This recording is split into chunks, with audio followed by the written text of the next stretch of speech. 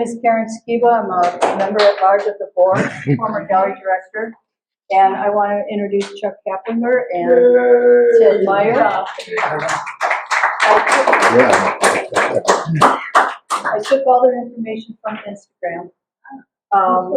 Fascinating. Chuck's paintings are behind us on the wall, and you can see that they are beautiful oil paintings of wildlife. He's had award-winning landscapes and portraits. They're in public and private collections all over the world. Plus, he has a lot of murals in 29 palms and all throughout California and Texas. He and his lovely wife, actress Olgie Forrester, share the 29 Palms Dome home near the entrance of Joshua Tree National Park. And Chuck has his desert art studio and gallery there. Then our interviewer, Ted Meyer, is an internationally recognized artist. He's a curator and a patient advocate who helps patients, students, and medical professionals see the positive in the worst life. And I've also watched him on TED Med, and he's a fantastic speaker. He's had a very long project for many decades called Scarred for Life, Monoprints of Human Scars, and they chronicle the trauma and courage of people who go through accidents and health crises. His paintings are wonderful, they're delightful, they're fun. I own a couple of little ones. They've been shown around the world and throughout the United States. He has very humorous narrative interactions of his characters on his paintings. And he is proudly a recipient of both a California Creative Corps grant, a CAC Individual Artist Fellowship, which also that one, and the National Association of Practice's 2024 Patient Advocate Award winner. That's me. Welcome. Thank you for coming. Ted. All right. Well, thanks. I'm glad you guys all came. We want to start doing this more often here, like maybe every 2 months. And when I said to Ed I wanted to start this, his first response was, "Well, Chuck's got to be the first one." So here's Chuck. So when I moved to town I'm part-time about 7 years ago, and I had no idea what I'd find up here, but I saw these murals everywhere, and I saw these paintings of wildlife everywhere, and I didn't know who Chuck was, and then it finally sort of came together to me that this was the same person doing big projects and little paintings and three-dimensional projects. So when Ed said Chuck, I was like, well, that's great. I can finally learn about this guy. First, we're going to look at his wall. So this is the wall in his studio. So you know that he's good. And what was interesting to me in reading his book and talking a little bit is he's done a number of things, and he's been really successful at all the things he's done, which some have to do with art, some don't have to do with art. So we're going to sort of go back. So you grew up in Texas? I did. Where? In Pasadena, Texas, which is surrounded by Houston.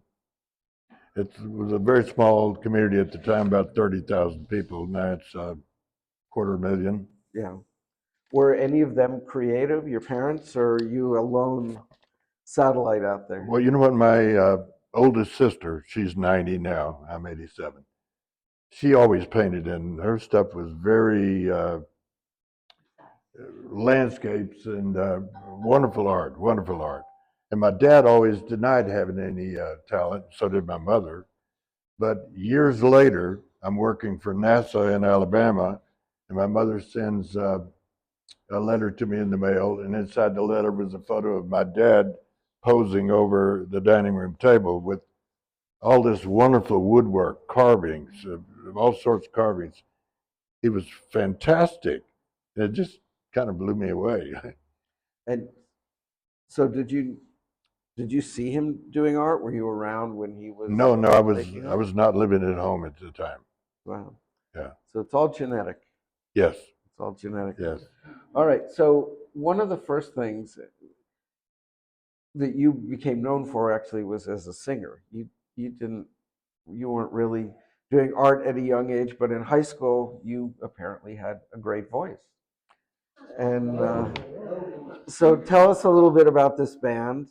And I just want to point out the three matching mustaches that I love in this.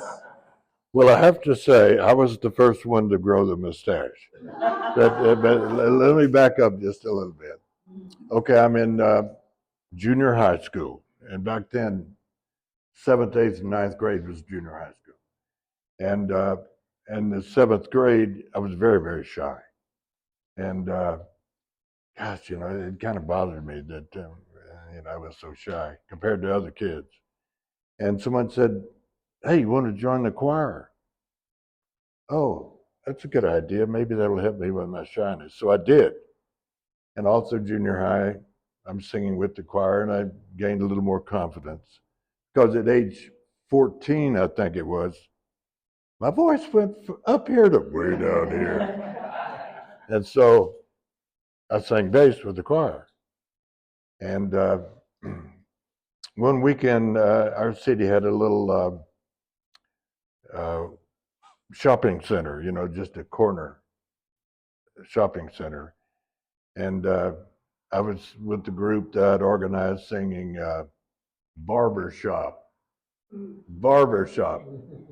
harmony, And this guy heard us sing, and he walked up to me and he said, "Hey, Chuck," introduced himself.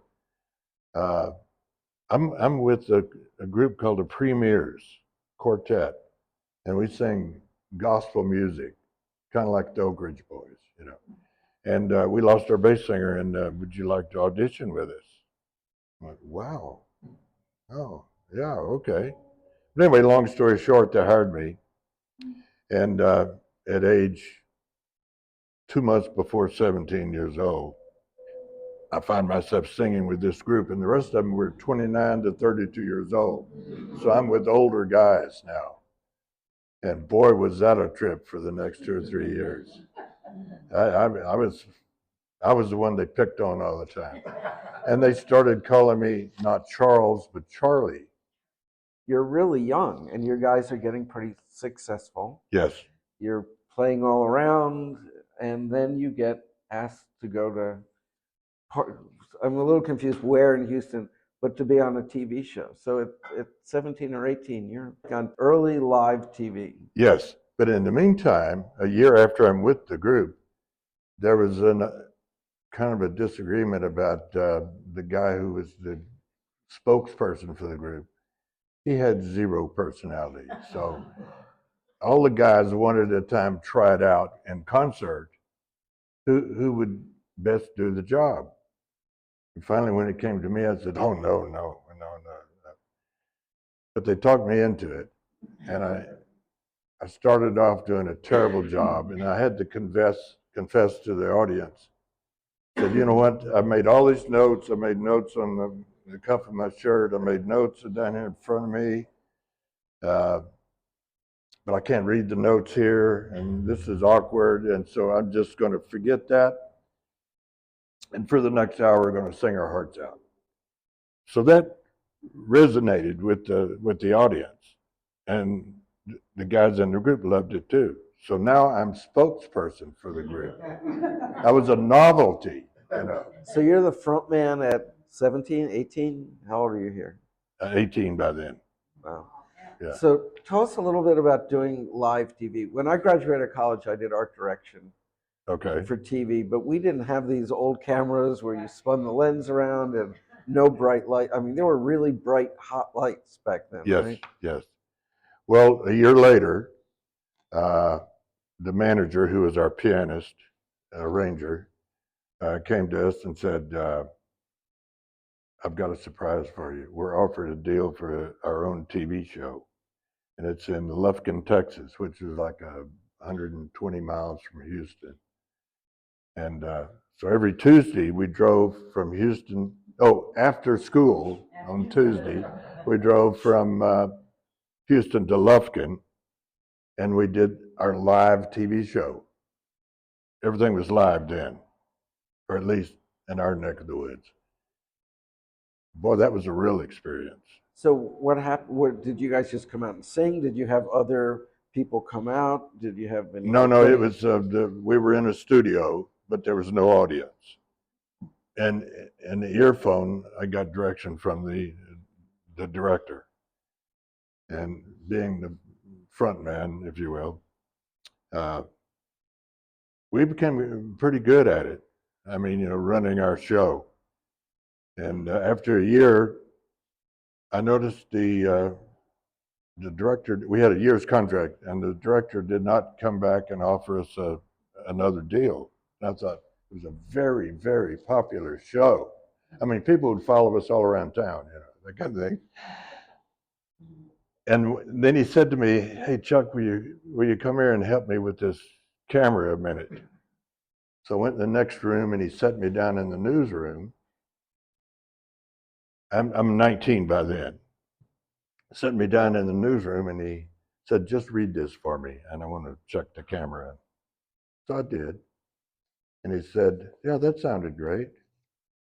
And I said, "Well, what was the problem?" He says, "There really wasn't one." He said, "I was just trying you out." He said, "How would you like to do the news every night on our TV station?" I said, "What?"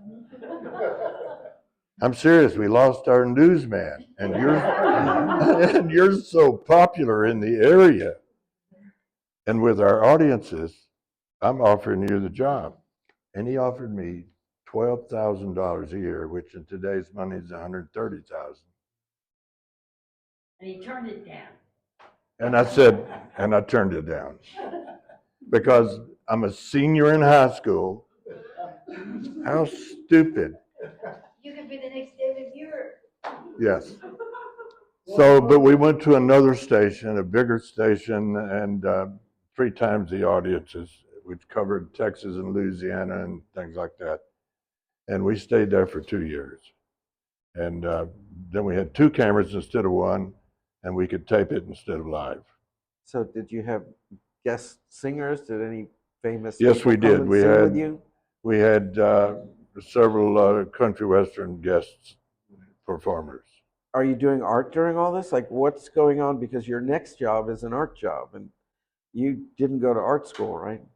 Up till now, you're known for other things, and Yes. then all of a sudden, I don't know how many years, but you're working at the Space Center and NASA, Yes. and you're That's a so you had great to learn to draw somewhere. that's a great question because see, when I was 10 years old, I knew that I wanted art in my future. I knew that I wanted to.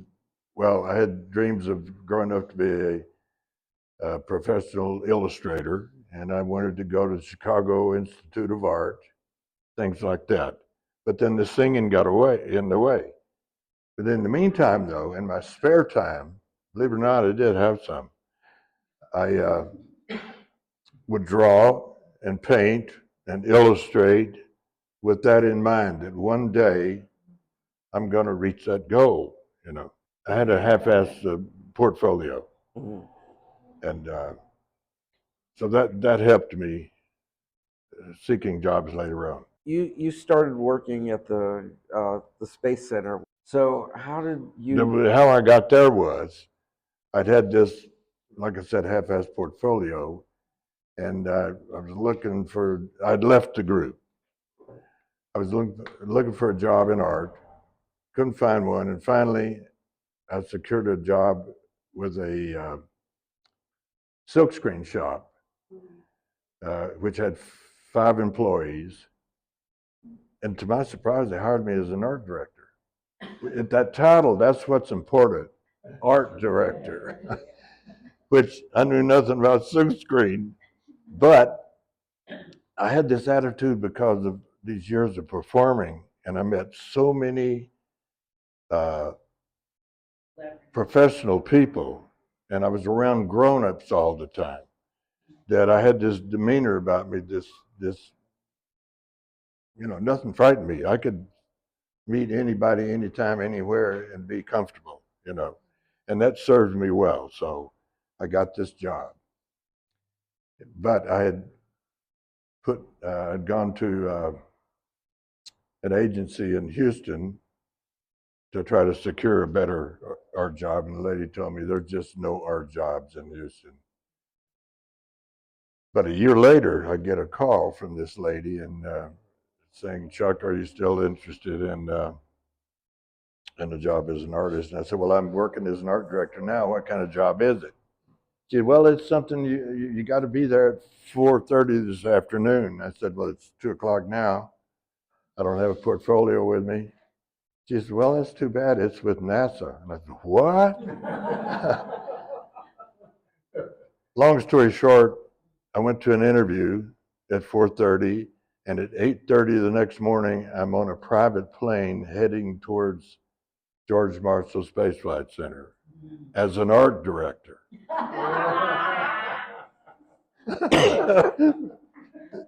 It's crazy. And you're how old here? Now, I'm early 20s. Wow, that's Early amazing. 20s. So were you back here? So these illustrations, are they acrylic or gouache? What are you working on? Gouache, Gouache. opaque watercolor. Yeah, I love the mustache again. that's Mustache is left good. from my singing days. So when they would come to you for drawings like this, did they just say, I mean, a lot of these rockets hadn't been built yet. They were just imagination. So did you come up with something just as like, this one's going to go to the moon, this one's. Prototype. Well, okay, early on, my first year with NASA, I was the only guy on the contract that had been hired by this contractor that was actually working with NASA illustrators.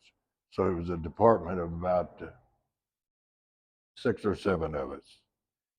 And right away, I learned how to airbrush because I had to do illustrations that matched the other artists' work. So everything would be consistent. And what we were doing is the early space hardware, Gemini, and then eventually got into the Saturn series. But a year later, the contractor I was with lost the contract to RCA Service Company. And RCA looked over everything and gave me my own department. So I selected 5 or 6 guys to work with me, really, really good illustrators.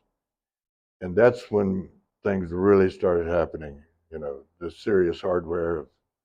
Now we're in the Saturn series and we're going to the moon and back.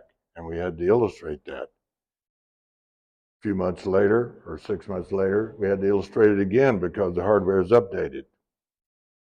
All of this was we were working for, and the work was sent to Dr. Werner von Braun's lab. We're essentially working for him. So you're drawing like this picture is sort of external, but you're painting the internal parts of the rocket, the machinery of it. Yes and no. For instance, this particular illustration was a Mars probe, which had nothing to do with going to the moon and back. But NASA was looking that far ahead. And this is part of a series of circling the moon with the hardware, which is, of course, out of scale. Mm-hmm. Truth of the job is like dying and going to heaven. I mean, it was that exciting. I was working with scientists and engineers every day, and I didn't understand anything they were talking about, but that didn't matter. So were the other people under you, were they trained? Like, had they gone to work for commercial art back then, they used to call it? They were, yes, most of them had a degree in art. How long were you there? And then when did you leave? 5 years. I was there 5 years. Right. So I was 61 through 65. Wow. Early space race days. What's so amazing reading your book is like the number of people you just ran into who saw something you did and went, I'm going to give you a job, or you'd be good at this. Like that never happens to anybody, but it happened to you over and over and over and again. over. All right. So you met a guy who somehow, I can't remember the story. He owned a theater. He decides you should do celebrity photos or paintings of everyone that's starring in his plays. Well, this is several years later. I'm back in Houston and I'm freelancing. I'd worked for a couple of guys a few times, take advantage of that art director thing, and but then I started freelancing, and all the time I was wanting to do my own thing, and eventually wanted to start fine arts painting. that was one of my goals at that time, is get away from all this hustle bustle of, I'll give you an example. I'd be with a guy with a company, I forget what they call them, in charge of promotions and illustrations and stuff. PR. Yeah, he'd give me a job, and I'd give him a price and say, yeah, okay, that's fine. So maybe it was $800, $1,200 or whatever. He said, but I need it on my desk at 9 in the morning. I said, wait a minute, I got to stay up all night long to illustrate this. If you can't do it, I know someone that can. So I got tired of that kind of attitude, and I was looking towards, I want to work for myself and eventually get into fine arts. And so now I'm freelancing. And I had done a series of paintings of, I called them Hollywood faces. And I was doing them all in brown tones. I had come up with this technique of painting that I could do a painting in an hour and a half. And it looked like a brown tone photograph because of the technique. And the guy said, he saw a show that I put together, and he said, Chuck, man, I really love your stuff. I'm going to make you a deal here. Well, what's that? And he said, I'm in charge of publicity for the, what was it? A big venue in Houston Music Theater, and Windmill Dinner Theater. And when stars come into Houston to do performances and to do plays, I'm doing all the publicity. He says, I have this idea after seeing your stuff, that what about if I pay you to do a painting of the stars, and at halftime, no, that's football, halftime. Intermission. Intermission. Intermission. You present the painting to the star. In other words, it'll be sitting on an easel covered, and then at intermission, you guys will pose in front of it, and we unveil it, and everybody claps, and the next morning it's in the newspaper with your picture with the star, and it'd be great publicity. I said, well, how much does it pay? And he told me, I didn't want to tell you. It was so cheap. Man, I can't do that. No. He said, you don't understand. The publicity you'll get is amazing. Will be amazing. Okay. So the first one I did was, she was Marianne on Gilligan's Island. Yeah. Don Wells. Dawn Wells, thank you. Anyway, I ended up over a period of a year or two, a whole lineup of stars, including Sammy Davis Jr. So now it's my turn to paint Sammy's portrait, and I'm provided this 8x10 glossy photo of him, singing. And I looked around the studio, and I didn't have the size of canvas that I've been using, 30 by 30. But I had a painting of a nude, brown tone nude, in the water up to her cats, I said, nah, I'm not that crazy about that anyway. So I gessoed over it in a couple of coats. And then I painted Sammy. And with this technique, like I said before, you have to do it in an hour and 15 minutes, hour and 30 minutes, or the linseed oil will dry to a sticky stage. So I rushed and painted it. And now the night that it was to be presented, after Sammy's concert, there was this big event at the hotel next door, and it was a room probably full of 200 people. And at the end of the room, we set up the easel with the painting on it, and it's covered. People are standing around with champagne and wine in their hands, and all of a sudden the tone of the room just kind of changes, and I look around, and the door opens, and it's Sammy and his entourage come in. Well, Sammy must have had radar, boy, because he went right straight towards me walked right up and did this handshake. It was, I don't know what it was, but it was three or four parts, and then a hip bump.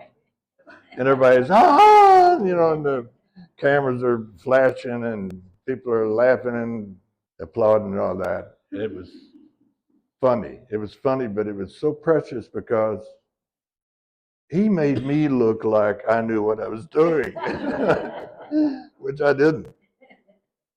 And then abruptly he walks over and he picks the painting up because, unveils it. Everybody's clapping. But the rest of the room couldn't see it, of course. So he picks it up and he holds it up to show people. Well, guess what happened then? He could see the nude underneath it. Well, he thought you did that on purpose. He thought I did it on purpose. Yeah, He loved it. Oh, okay. And he said so. I believe it that way. And then the next day I was invited to his suite of rooms, and we got to spend all afternoon with him. And it was so relaxing, and he was so real that I'll never forget it. And I met Lola Falana that day in his room. People remember her? And he turned her down. She asked me to come up to her room and sketch her portrait, and I turned her down. I didn't know who she was.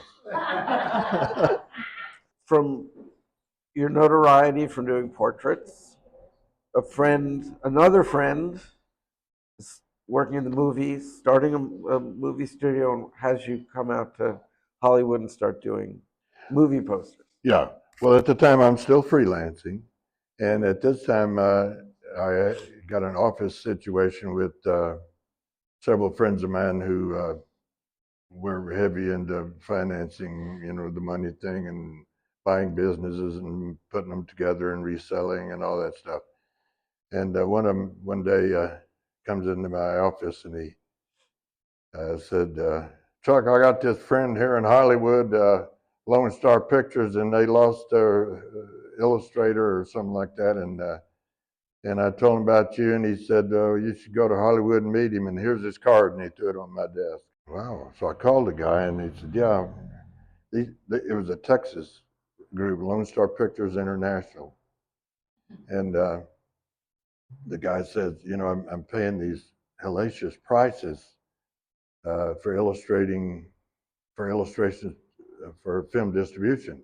They were paying $100,000 per campaign. So anyway, I went to see him. I drove to LA, to Hollywood, and he offered me $10,000 per deal. And I left with $5,500 in my pocket. A few months later, I moved to Hollywood.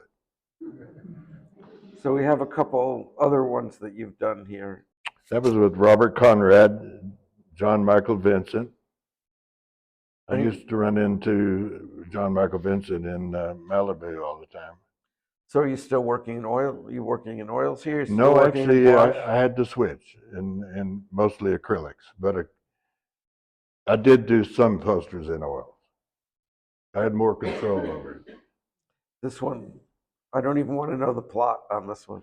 This one was crazy. This is Robert Hale, which was Gilligan's Island, and he did a wonderful job in this role. He was convincing as a guy in India.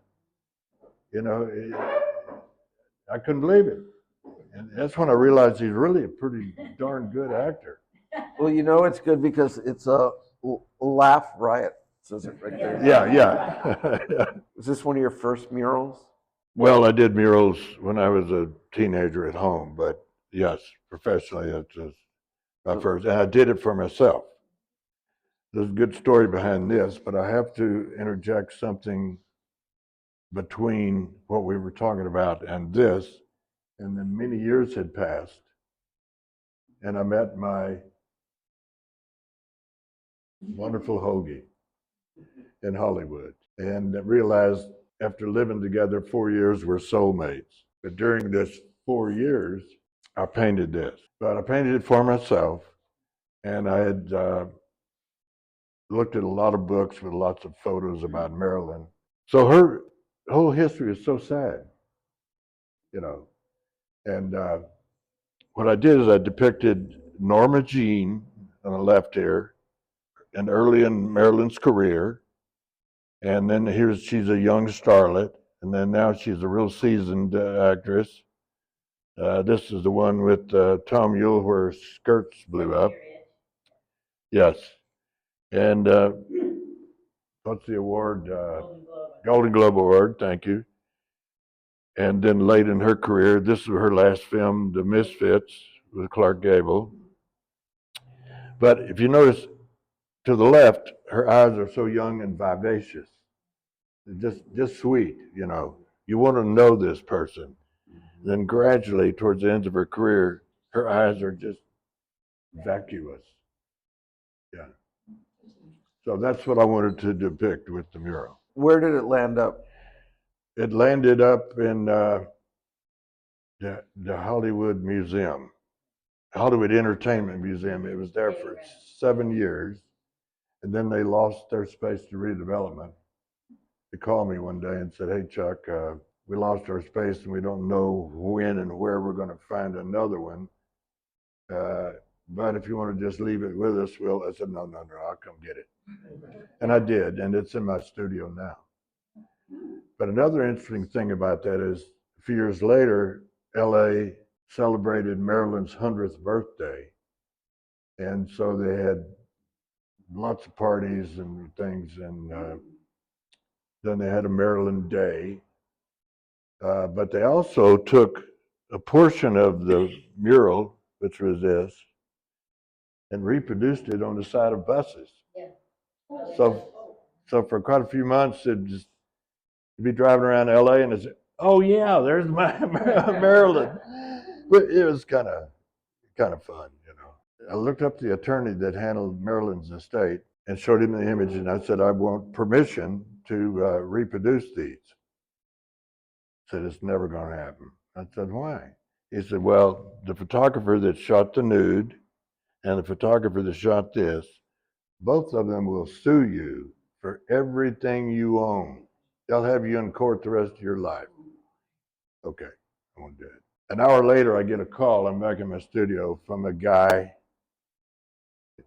Made an appointment and came by, and he had this silver attaché case, like in a movie, you know. And he introduces himself, sets the suitcase down, pops the top off, open, and it had $30,000 in cash in it. And he said, I'm from the Netherlands, and this is a down payment I want to pay you for permission to reproduce this in my part of the world. That's not going to happen. I can't do it.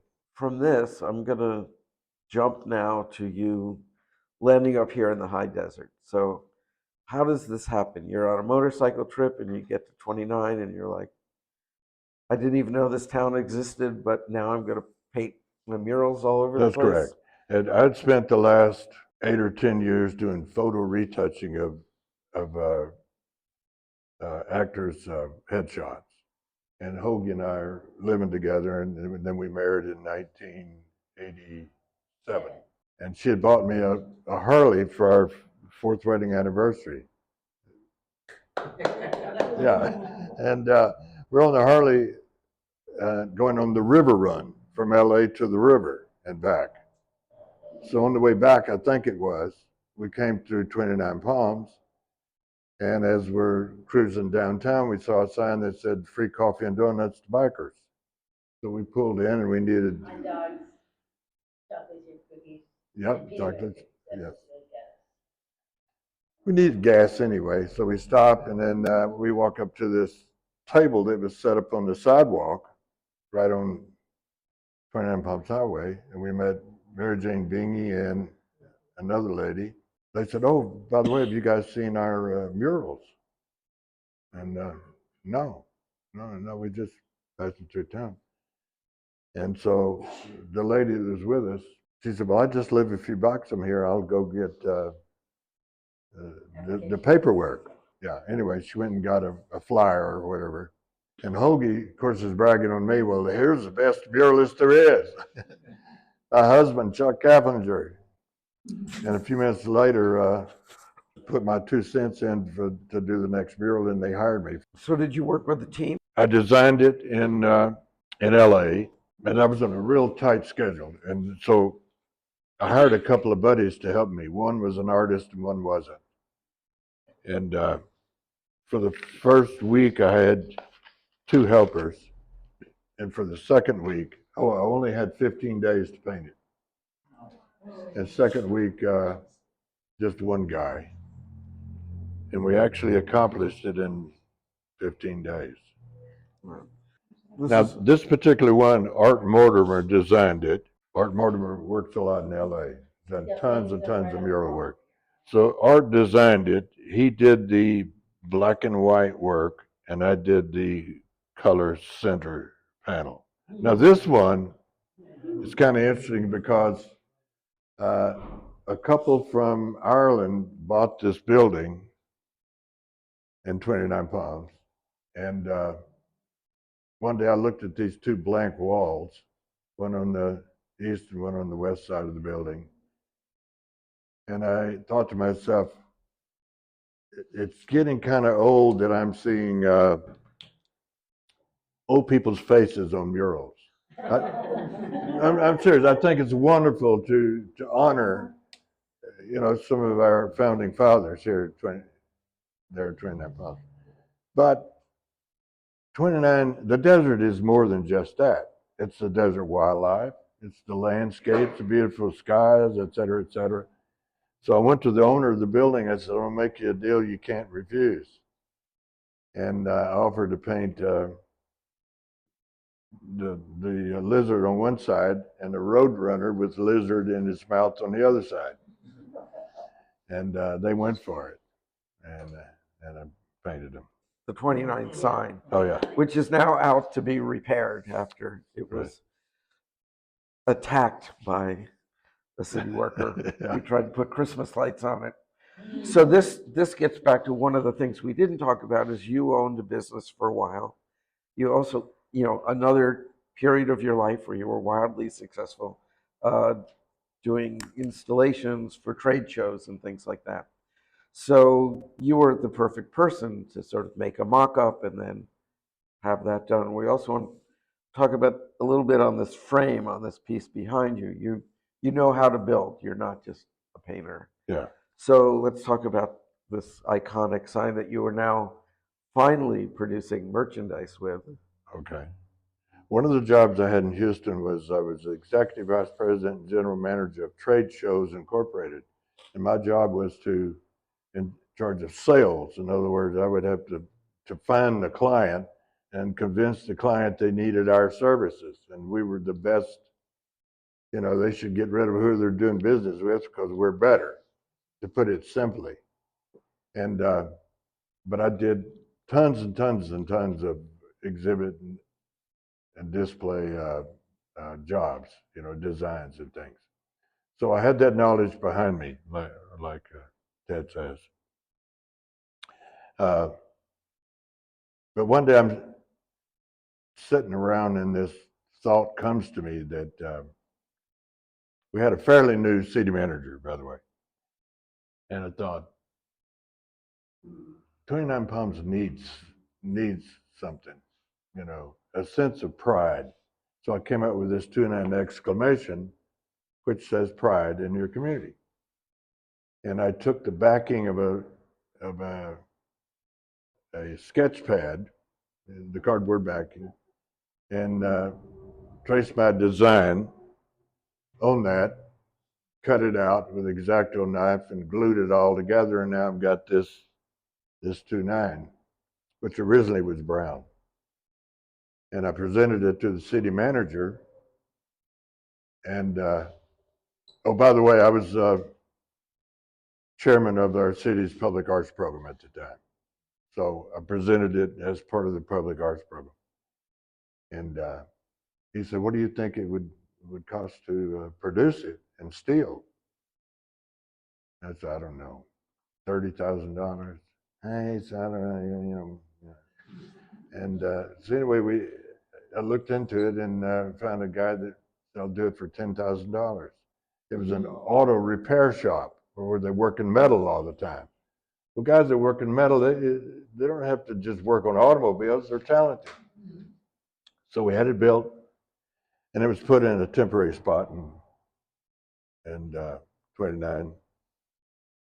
And that was 15 years ago, and it's still in that temporary spot. So now you've been here, you've branded the town, you've got artworks all over. So let's get to your painting. I've seen a couple different things in the paintings, but let's talk about, do you, having grown up in Texas, do you like the colors of the desert specifically? Like, have you ever lived anywhere where there's lots of big green trees? And Huntsville, Alabama, and the southern states there that I used to travel through. And my original ideal place to be would be a wooded area with a lake and a nice cabin. You know, to me, a nice, cozy, that's the kind of place I could really be comfortable in. But then when I was introduced to the desert, things changed abruptly. It's like, no, there's something about the desert is part of my soul. You know, it's just special. And it's hard to describe why. Because it can be harsh. you're doing all these paintings, you're fabricating frames, and you're doing plants, and you're doing animals. Um, let's talk about this one. You can look at it here, and then this one. You do some with sort of an abstract color in the background, not a real color, but then you also do a lot of very realistic stuff. So, are some from photos, some from thoughts? How do you approach the two different ones? Most of my work is from photo reference.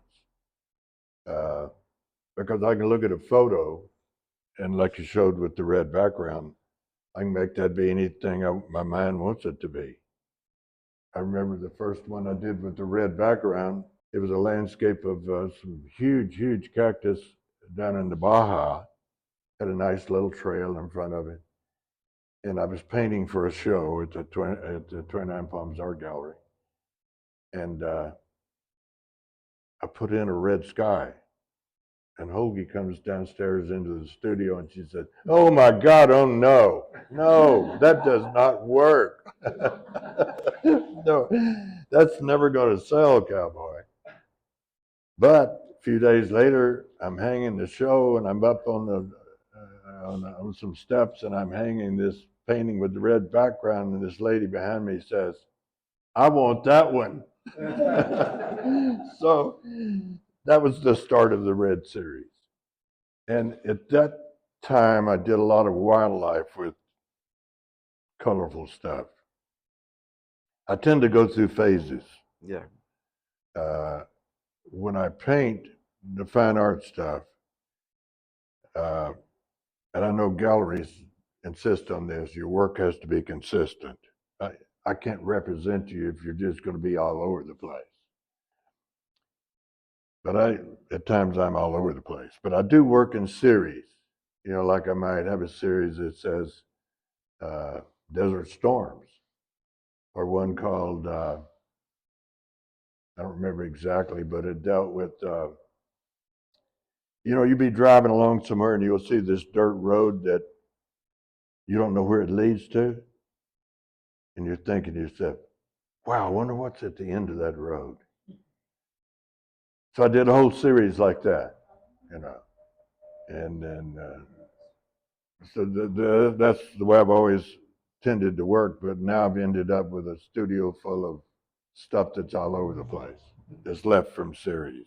One of the things that you mentioned in your book is that you're at least 25% Native American. Probably there's another eighth in there from a great grandparent.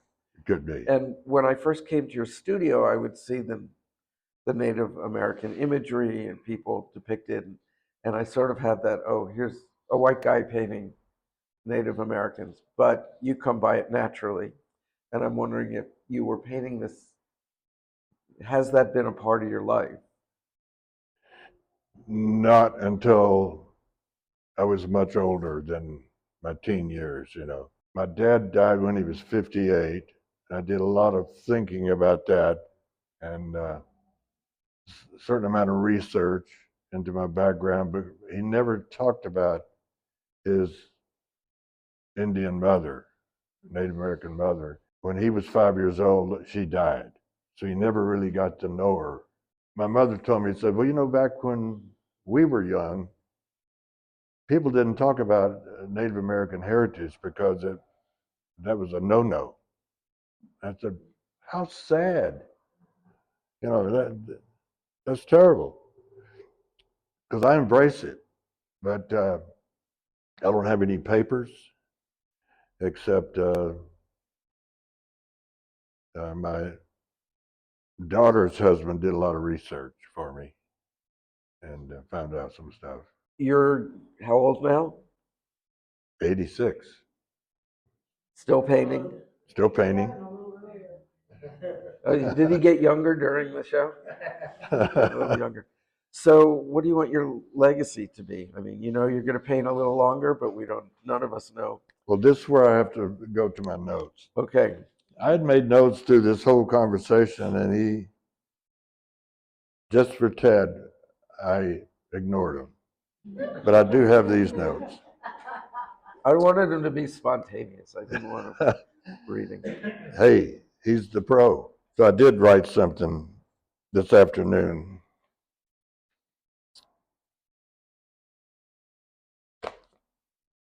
When it comes to legacy, that's kind of hard to, or I found it hard to put into words, but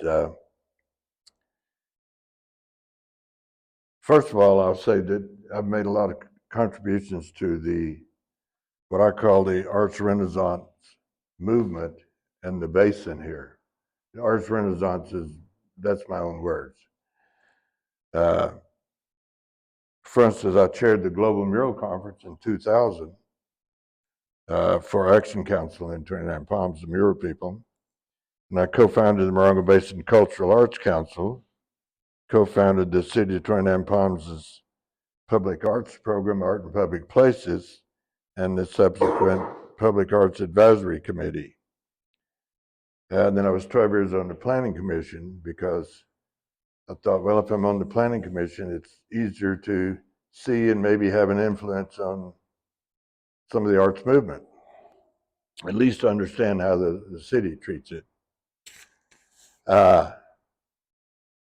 Also, I have hundreds of paintings that live in hundreds of houses in many, many cities across the U.S. and some even over the ocean. But these paintings are like family members or old friends to the people that own them. And that's true of all the artists' works. The paintings are there on their walls to either excite them or comfort them, you know.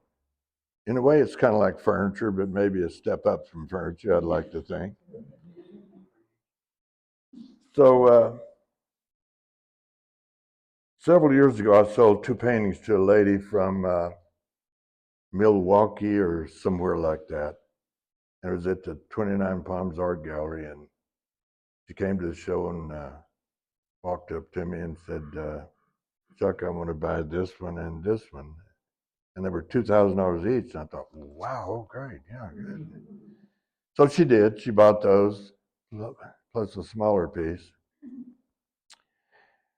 And then a month later, I get this letter from her. And she says, Chuck, I had no idea of the energy, revitalization, and sheer joy I would receive from being with these works on a daily basis. Being in their presence brings me to a magical place every time. And she went on to explain that every morning she would come downstairs from the bedroom into the kitchen to make coffee and breakfast. And on the way down, she would pass these 2 paintings, and that would cheer her up. That's the legacy I want. That's great. Thank you. So I have one more question. Having been an illustrator and a fine art painter, there's a lot of discussion in the art world, but illustration is one thing. Fine art is another thing. I'm someone like you who's done both. I used to do a lot of commercial illustration. I would approach him almost the same way, with the same style. But I got really yelled at by a curator in LA once. Said, if you're an illustrator and you're a painter, you obviously can't do either one well. So I just wondered what you had to say about this. Like, do you approach your commercial work differently than your fine art? Is it all the same, different materials? Do you view one as less important than the other? Oh, no, it's not less important. No, no. They're both equally important. And for someone to say what they did to you, that's ignorant. I'm sorry. Thank you for giving us an hour of your time and going through your history. And I know for me, you've certainly made living in 29 Palms better by having your artwork everywhere on all the buildings. And if anybody has a question before we close up. I would like to know what artist, living or dead, that you admire most. Oh, that's a good one. Me. Well, I can't pick a, you said living or dead? Living or dead. Yeah. Well, of course, I admire, oh gosh, what's his name? That used to do the Saturday Evening Post? Yeah, oh, yeah, Oh, that's yeah, it. I do. Norman Rockwell. Thank you. Norman Rockwell. Norman Rockwell. I'm glad they couldn't remember either. Norman Rockwell did not consider himself an artist. He considered himself an illustrator. To me, there's no difference, but a fine artist. He didn't consider himself a fine artist. But the designs and thought and engineering behind everything he did, I have two Norman Rockwell books at home. The guy was a genius. And everything he did went straight to your heart. You know, you picked up on it and said, yeah, that's me deep down, you know. Well, there's whimsy. There's whimsy, absolutely. His stuff was so convincing. His Thanksgiving dinner showed all the people at the table and the turkey in the middle and the illustration of the guy coming home from the army and everybody is hanging out their windows and saying hi and welcome and all that. Just genius stuff. So I have to admire that. But I also like a lot of painters, you know, the landscape painters. It's hard to pin it down. I like her work. Janice's work. Janice works very loosely. Her colors are subtle. She doesn't blow you away with some bright color that doesn't belong or whatever. And Well, I understand there's some Janice next door. yeah, yep. Well, we can all go in there afterward. Thank you for sitting through this for the last hour. Chuck's book and my book are both on the counter there for sale if anybody wants them. And we'll do this again with somebody else in about 2 months. Thank you, Ted. It's a pleasure.